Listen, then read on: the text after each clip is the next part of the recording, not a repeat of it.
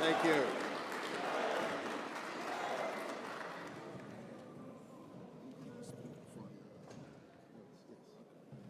Well, thank you very much. This is a much more enthusiastic audience than I normally find in Washington, D.C. And I appreciate very much the opportunity to come. As you can imagine, for me, it's very unusual to be speaking about Nigeria in Lahti, Finland. Only very recently did I have a chance to meet and to speak with your ministers and discuss your cause. And I'm very glad that Michael Rubin spoke to all of you. I have great respect for him, and he writes about liberty and freedom around the world regularly in Washington. I have visited Nigeria and have been incredibly impressed at the people that I have met.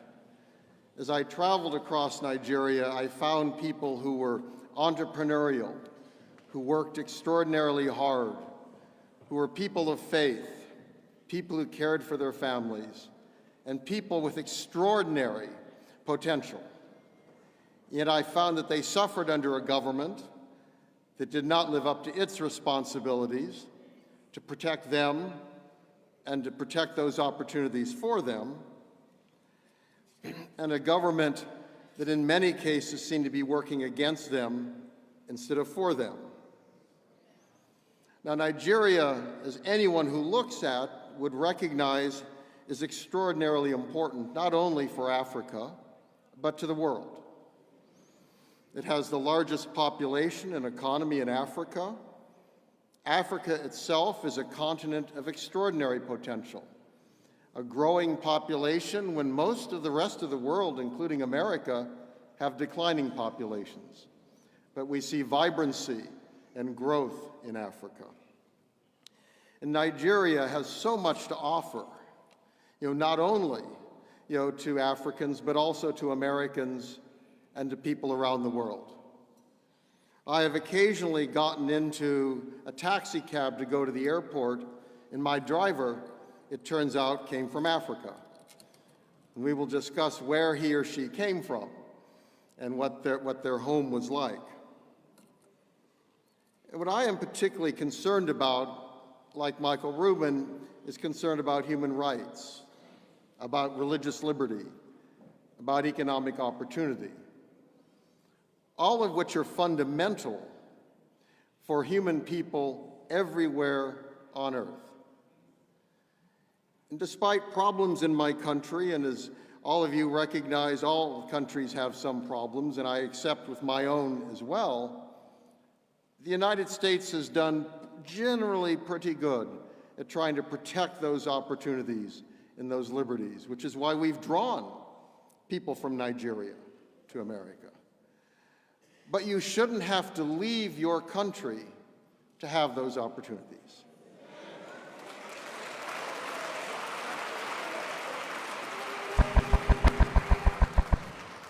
To me, that is the great tragedy that we see in Nigeria today, and for Biafrans, is the belief that to be fully protected and have full opportunity, that they must leave and go somewhere else. Now, you are enriching countries around the world, and that, I think, is wonderful, bringing knowledge of Nigeria, of Biafra, of Africa to Finland, to Europe, and to America.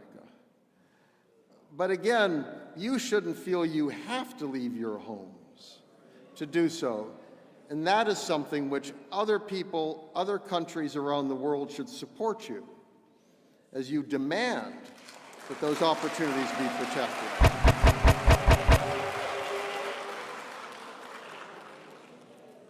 And we all know the problems that have occurred in Africa, in Nigeria. I don't have to go through them, you have lived them. In terms of internal conflict and violence, of misrule and dictatorship, of corruption, of political misbehavior, even of the current government. But the problems, unfortunately, there was great hope when the dictatorship ended. But if one looks at Africa and looks at Nigeria, Nigeria today, one sees it getting worse, not better.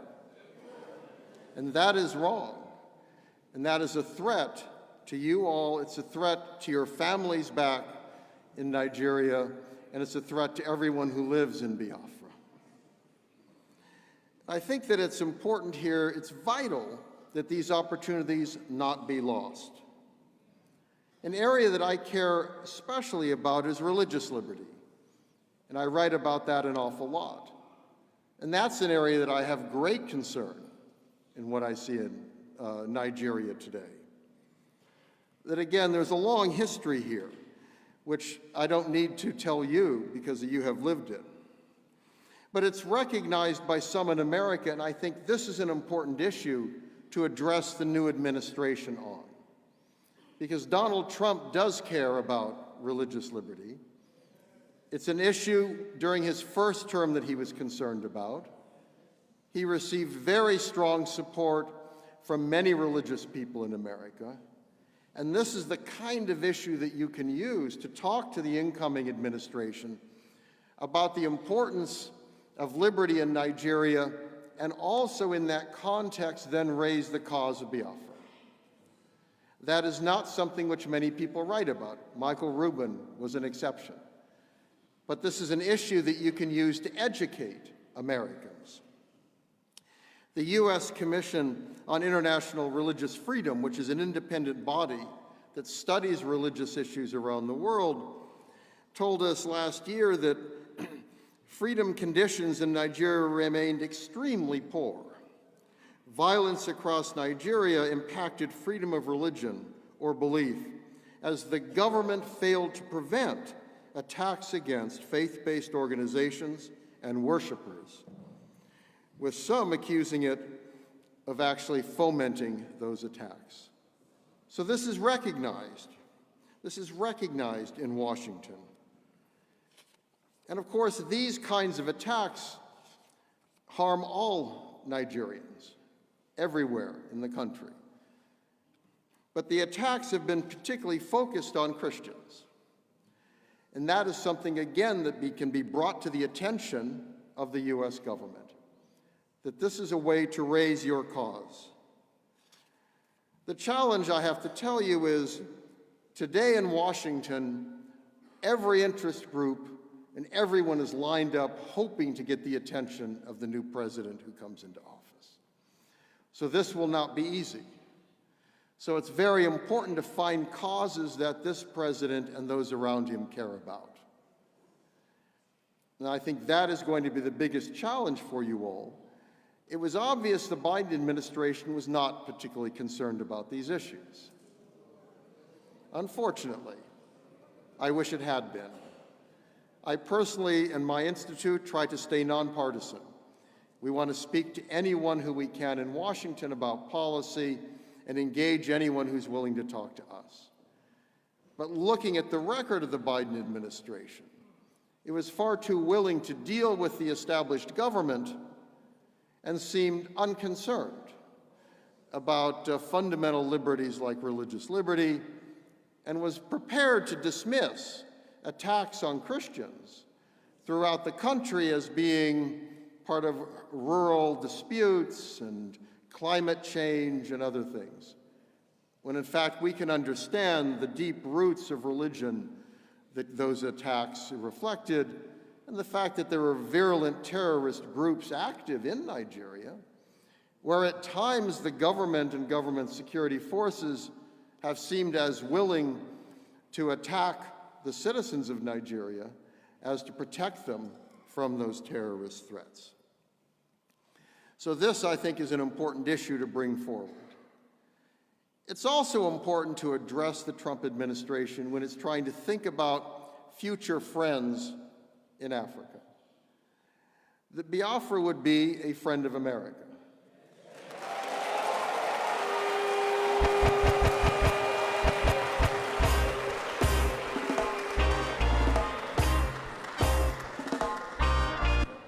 And you are certainly making that case, and you need to ask those you know in America to make that case in America as well. Because again, Donald Trump is, shall we say, a very unique person. That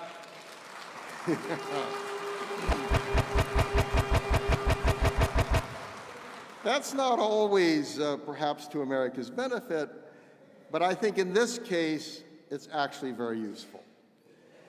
Because Donald Trump is willing to break with the status quo.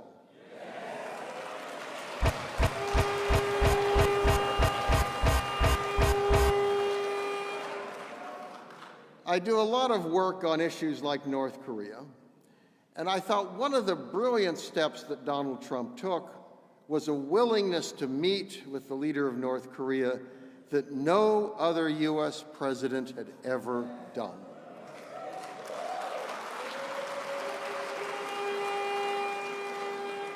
So that is something that you can appeal to him on, that perhaps he could meet with the leader of Biafra.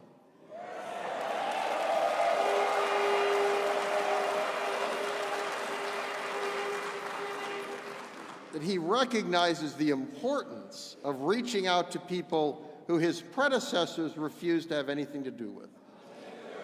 Donald Trump, maybe there is an opportunity. And I also think those around him, many of those who are coming in, share that willingness to challenge the status quo.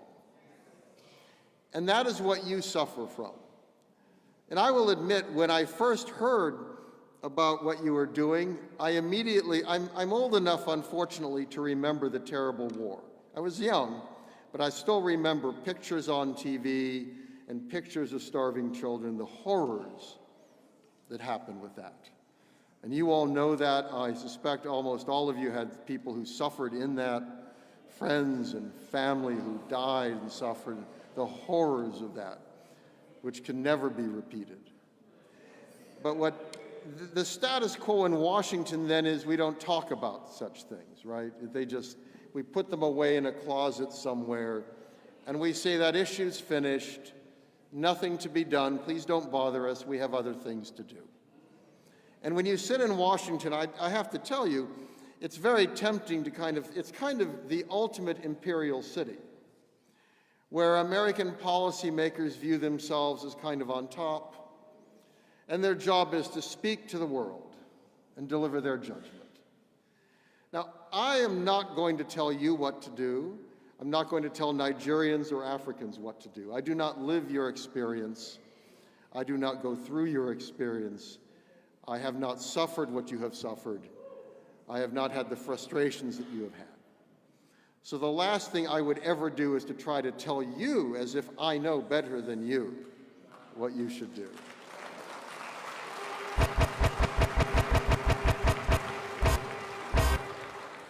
But I want to encourage you to speak out, because you can carry the message forward. And that message needs to go to Washington, D.C. And that message needs to go to the White House when there's a new president. It needs to go to the Congress. Now the U.S. Senate will be controlled by Republicans as well. There's a chance there. It needs to go to think tanks, which matter, people who spend a lot of time, they publish lots of stuff. You know, they spend a lot of time thinking in theory, in meeting, but they need to hear your message, because today it's not a message that anyone really wants to talk about. But I think if you can get attention of the president, get attention of other leaders, this is an opportunity. And I want to encourage all of you, you have a cause that is just, a cause that is important. It is a cause that is compelling. And I think then nestle that within the larger argument. You know, this is an administration, current one, where the president only now, as he is about a month and a half away from leaving office, decided to visit Africa. That apparently he looked at a map one day and said, oh, I guess I wasn't there. Now, we need, with the new administration, a president who comes in and says, I should go to Africa. I need to look at Africa. I need to understand Africa. And a good place for him to start is Nigeria.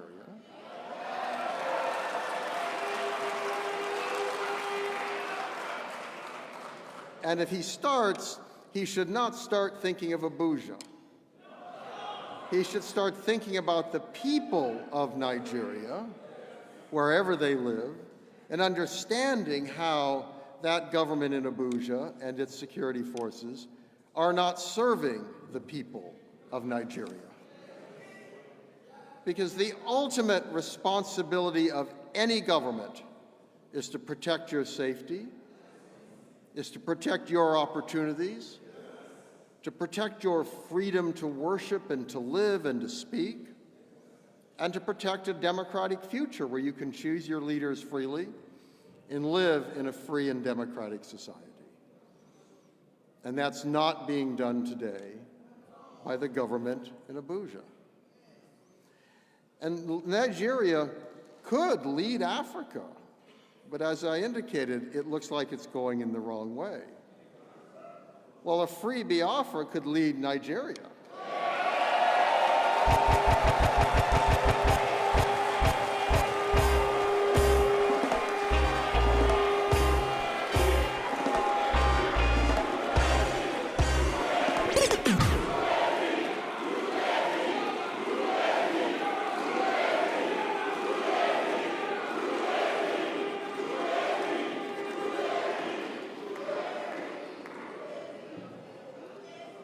So I want you to take that message to Washington, that listening to you is an opportunity for the United States to help improve Africa and help Africa lead the world.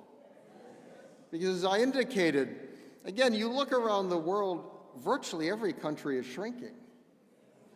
I mean, one can look at Europe, and much of Europe could theoretically disappear. I mean, the estimates on fertility rates, it's extraordinary. Even at China, by the end of the century, people talk about China being maybe 400 million people rather than 1.4 billion. Africa continues to have vitality. Africa continues to have life, and for the future can show the way. And that is the very good reason for the United States to have a president start with a visit to Africa, not end with a visit to Africa. To turn it around and say, I'm starting with the future. I'm starting with the possibilities. I'm starting with the opportunities. And again, a good place to start, if that's your policy, is Biafra.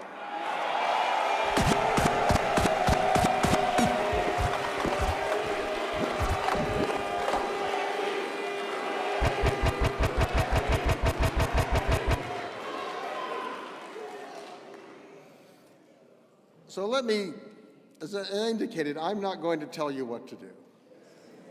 But it looks to me like you know what you want to do.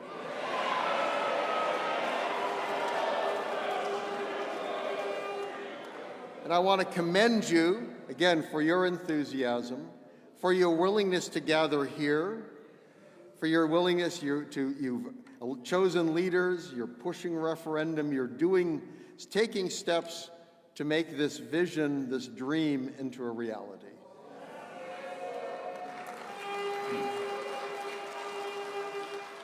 And I just want to encourage you on that journey. This is your journey, not mine. It's not Donald Trump's journey. It's not an America's journey. Unfortunately, the United States has pushed a lot of people on journeys that didn't work out. But if you start on the journey and you are making the journey happen, then you can come to America and say, help us.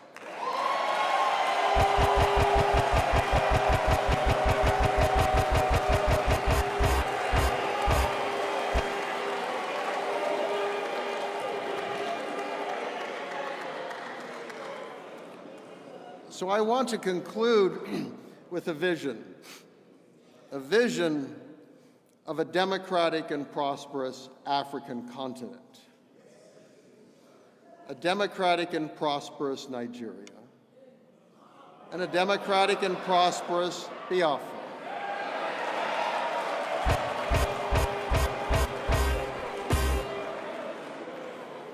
This is up to you to turn that kind of a vision into a reality. And I'm so happy again to see so much enthusiasm and a willingness to gather and to push this vision. And I want to thank you for inviting me to come to speak to you.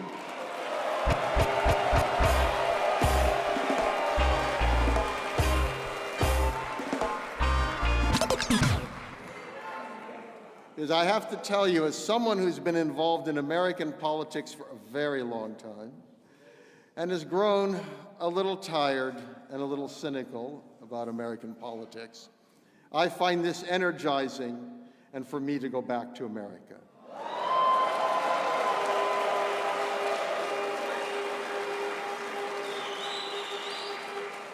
So thank you, Godspeed, and have a blessed new year. Thank you.